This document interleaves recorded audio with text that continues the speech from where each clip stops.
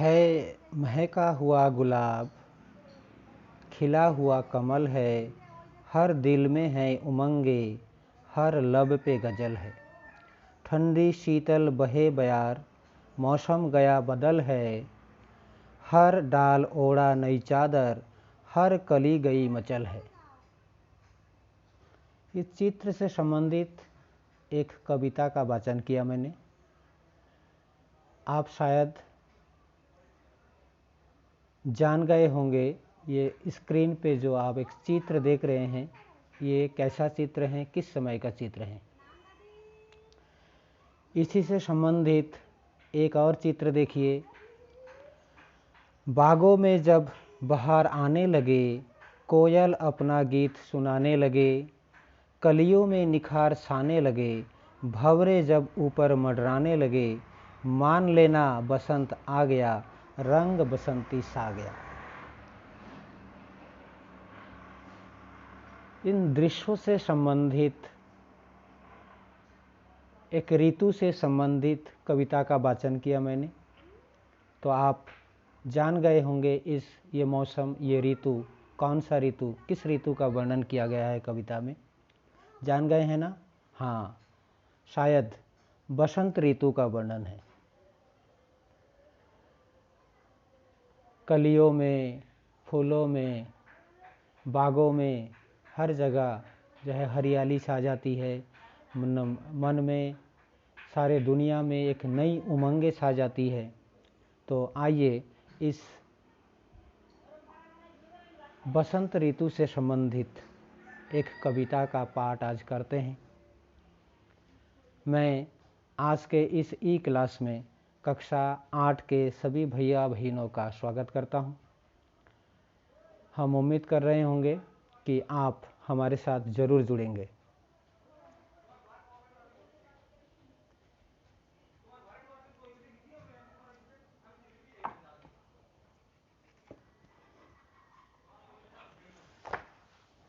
हमारे आज का कविता है ध्वनि। इस कविता को हम 2 पार्ट में तैयार करेंगे। तो आइए आज पहला पार्ट तैयार करते हैं। आप देख रहे होंगे स्क्रीन पर कविता। डालियाँ कलियाँ कोमल गात, ध्वनि नामक पाठ है।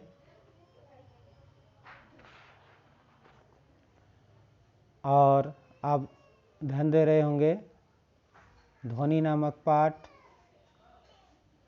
कलिया, डालिया कलिया कोमल गात, मैं ही अपना स्वर मृदुल कर फेरूंगा निद्रित कलियों पर। जगा एक प्रत्युष मनोहर, पुष्प पुष्प से तंद्रालस लालसा खींच लूंगा मैं। अपने नवजीवन का अमृत सहस सींच दूंगा मैं।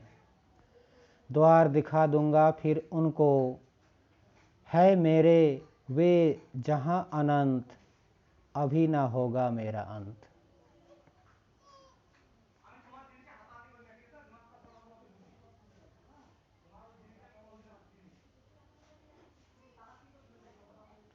ये आपका कविता है। पूरा कविता का वाचन किया मैंने। आज हम अभी ना होगा मेरा अंत से लेकर जगा एक प्रत्युष मनोहर, जगा एक प्रत्युष मनोहर तक, ये जगा एक प्रत्युष मनोहर, आज यहाँ तक ये कविता का हम अध्ययन करेंगे। एक बार फिर से देख लीजिए। अभी ना होगा मेरा अंत, अभी अभी ही तो आया है मेरे वन में मृदुल बसंत, अभी ना होगा मेरा अंत। हरे हरे ये पात, डालिया कलिया कोमल गात, मैं ही अपना स्वर मृदुल कर फेरूंगा निद्रित कलियों पर। जगा एक प्रत्युष मनोहर। तो आइए आज जानते हैं कविता में आया हुआ कुछ शब्दों का अर्थ।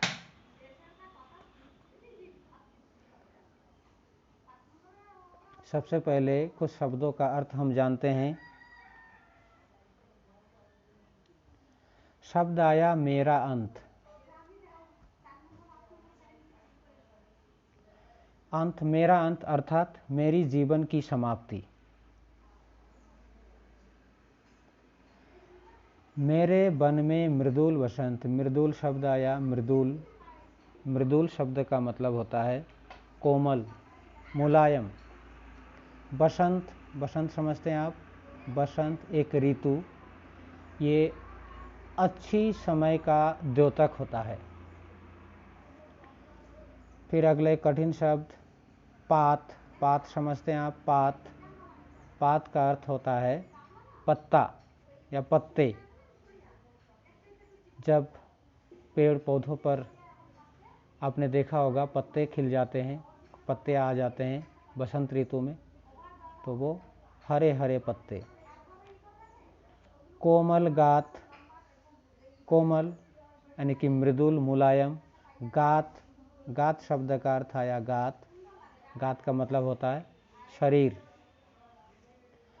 मैं ही अपना स्वप्न मृदुल कर, स्वप्न मृदुल कर एक शब्द आया, स्वप्न मृदुल कर। स्वप्न अर्थात सपना, मृदुल कोमल, कर अर्थात हाथ। स्वप्न भरे कोमल हाथ। फेरूंगा, फेरूंगा निद्रित कलियों पर। निद्रित शब्द आया निद्रित। निद्रित शब्द का मतलब होता है अलसाया सा, सोया हुआ। जगा एक प्रत्युष मनोहर। प्रत्युष का मतलब होता है सुबह, मनोहर का मतलब होता है मन को हरने वाला, मन को अच्छा लगने वाला अर्थात सुंदर। तो कुछ कठिन शब्दों का अर्थ हमने जाना। अब हम जानते हैं इस कविता को जो है पहले लाइन बाय लाइन इसका अर्थ समझना होगा, ठीक है ना। जैसा कि आप कक्षा 7 में लिखे हैं, पढ़े हैं कि कविताओं का संदर्भ सहित अर्थ लिखा जाता है, ठीक है ना। ये जो कविता है पहले, सबसे पहले आप इसका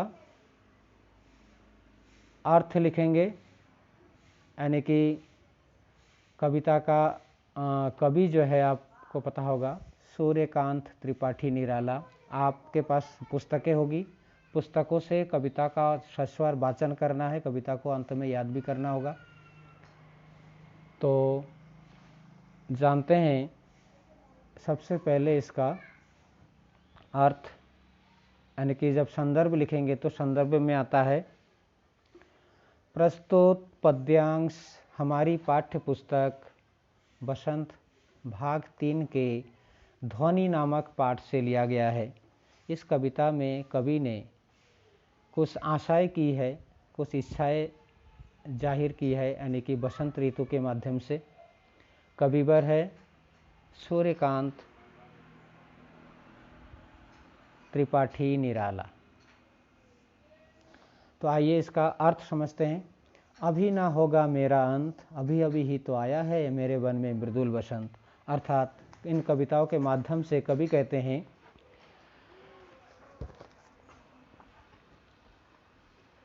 अभी उनके जीवन का अंत नहीं हुआ है। कवि का कहना है कि अभी मेरे जीवन का अंत नहीं होगा, अभी अंतिम समय नहीं आया है, क्योंकि अभी अभी तो मेरे जीवन में कोमल सुंदर बसंत ऋतु का आगमन हुआ है, अर्थात अच्छे समय का आगमन हुआ है। जिस प्रकार प्रकृति में बसंत के आते ही चारों ओर हरियाली छा जाती है। लाइन बाय लाइन का अर्थ आपको देखना है।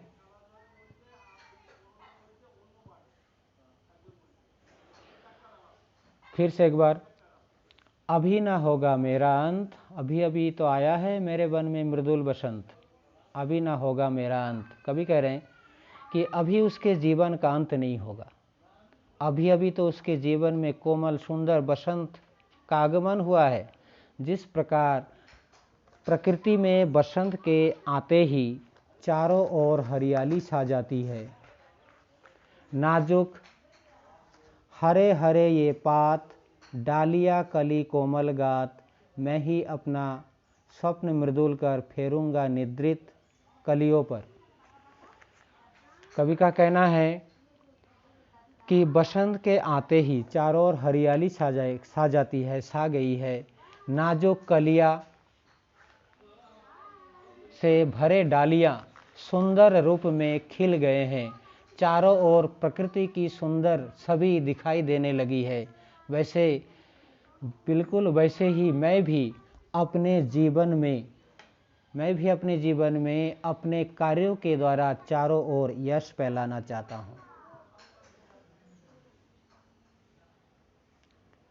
मैं ही अपना स्वप्न मृदुल कर फेरूंगा निद्रित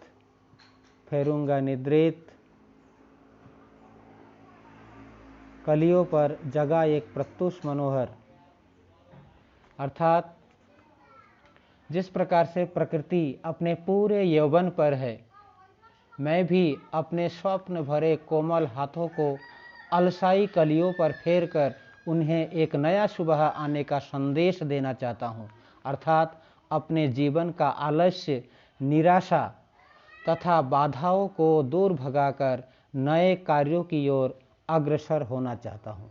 तो ये जगह एक प्रत्युष मनोहर, इसका संदर्भ सहित अर्थ ये होगा। एक बार मैं आपको फिर से इसको बताऊंगा, जरा ध्यान से सुनिए।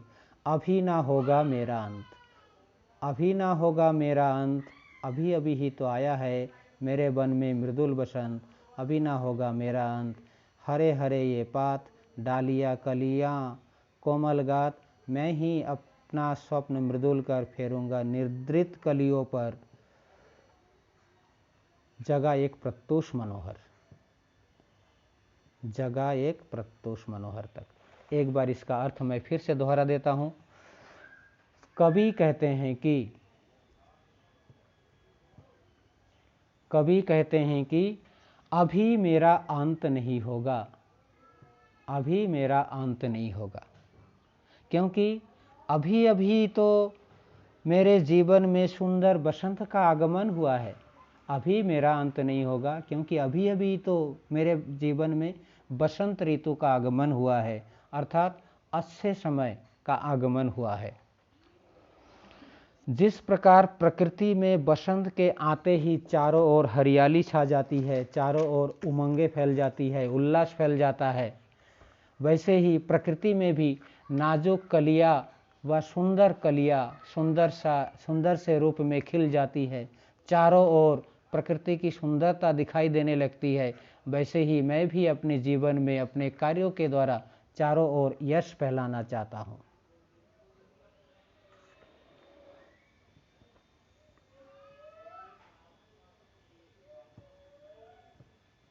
फिर कभी आगे कहते हैं, मैं अपने स्वप्न भरे कोमल हाथों से, मैं अपने स्वप्न भरे कोमल हाथों से, ये स्वप्न मृदुल कर, मैं अपने स्वप्न भरे कोमल हाथों से अलसाई कलियों पर फेर कर उन्हें एक नया सुबह आने का संदेश देना चाहता हूँ। अर्थात अपने जीवन का आलस्य, निराशा तथा बाधाओं को दूर भगाकर नए कार्यों की ओर अग्रसर होना चाहता हूँ। तो ये दो बार मैंने इन पंक्तियों का अर्थ बताया। अब आप लाइन बाय लाइन इसको लिखेंगे। मैं आपको बताऊं,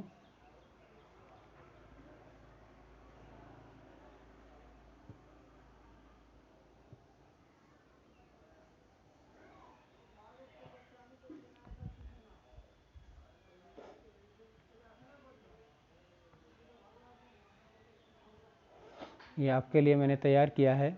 सबसे पहले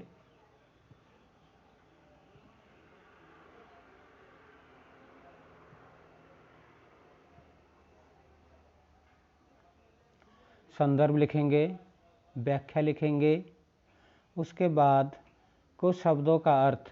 मेरा अंत, ये आप देख रहे हैं, मेरा अंत, इसका अर्थ आपको बताया थोड़ी देर पहले, जीवन की समाप्ति। मेरा अंत का मतलब हुआ जीवन की समाप्ति। ठीक, उसके बाद शब्द आया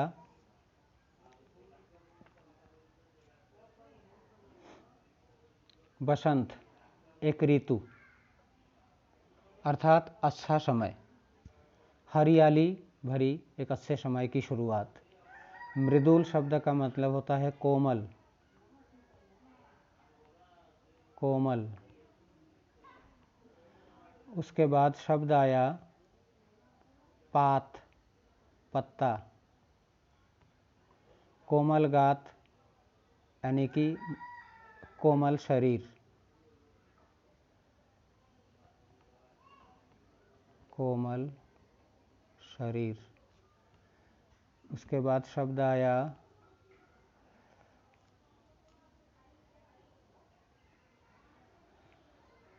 स्वप्न मृदुलकर, स्वप्न मृदुलकर अर्थात मृदुल कोमल। ये कार लिख गया है, कार नहीं बल्कि कर है, कर। सब कर माने हाथ होता है, अर्थात स्वप्न से भरा हुआ हाथ, कोमल हाथ। स्वप्न से भरा हुआ कोमल हाथ। निद्रित, अलसाया सा या सोया हुआ। ठीक। उसके बाद शब्द आया प्रत्युष, प्रत्युष माने होता है सुबह। उसके बाद मनोहर का मतलब होता है सुंदर। ये शब्दों का अर्थ हो गया, ठीक है ना। पहले संदर्भ लिखेंगे, संदर्भ लिखेंगे, व्याख्या लिखेंगे, शब्दों का अर्थ लिखेंगे जैसा मैंने बोला, ठीक है ना। उसके बाद कुछ प्रश्न हैं, 2 प्रश्न हैं, 3 प्रश्न देंगे आपको। पहला प्रश्न है कवि को ऐसा विश्वास क्यों है कि उसका अंत कभी नहीं होगा। जब आप इसका अर्थ लिख लेंगे, शब्द यानी कि व्याख्या लिख लेंगे, तो उत्तर देने में आपको बिल्कुल भी परेशानी नहीं होगी। कवि को ऐसा विश्वास क्यों है कि उसका अंत कभी नहीं होगा, तो मैं इसका उत्तर आप अभी जो आपको बताया गया उसी के आधार पर मैं इसको बता रहा हूँ, ज़रा ध्यान दीजिएगा। कवि को ऐसा विश्वास क्यों है कि उसका अंत कभी नहीं होगा। कवि को ऐसा विश्वास इसलिए है क्योंकि अभी उसके जीवन में नया जोश व नई उमंग अभी अभी आई है। उसे काफ़ी नए कार्य करने हैं। वह युवा पीढ़ी को आलस्य की दशा से उबरना चाहता है, इसलिए उनको विश्वास है कि उनका अंत अभी नहीं होगा। फूलों को अनंत तक विकसित करने के लिए, दूसरा प्रश्न है, फूलों को अनंत तक विकसित करने के लिए कवि कौन सा प्रयास करता है। तो इसका उत्तर उस व्याख्या से आपको मिल जाएगा। फूलों को अनंत तक विकसित करने के लिए कवि उन्हें कलियों की स्थिति से निकलकर उन्हें खिले हुए फूल बनाना चाहता है। अर्थात कवि का मानना है कि उसके जीवन में बसंत आया हुआ है। कवि का सोचना है, कवि का मानना है कि उसके जीवन में एक नया बसंत आया हुआ है, इसलिए वह कलियों को हाथों के मुलायम स्पर्श से खिला देना चाहता है। अर्थात उनके आँखों से आलस्य हटाकर चुस्त व जागरूक बनाना चाहता है।